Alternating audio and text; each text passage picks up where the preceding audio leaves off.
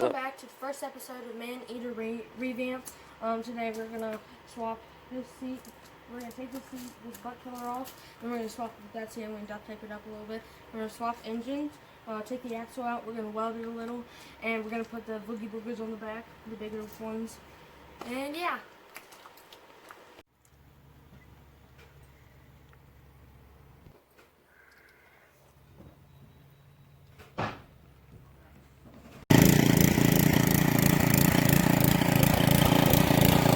Engine pulled.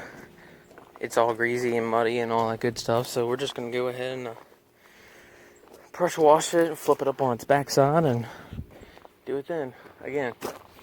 And of course the storm's coming again.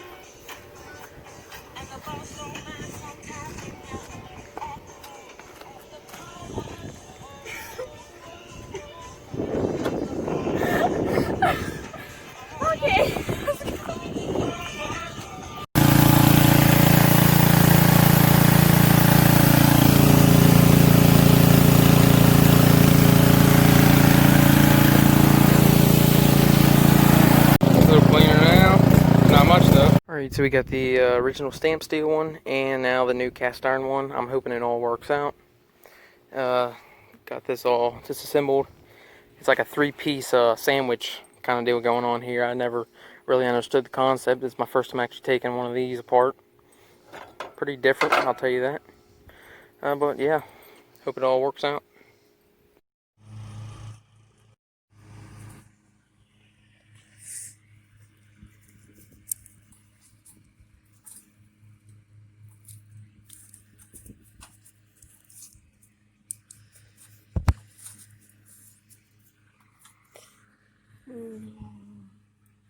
Not too bad looking. Dual carburetors, dual magnetos, and one cylinder's got a bunch of acorns and crap from squirrel, I guess.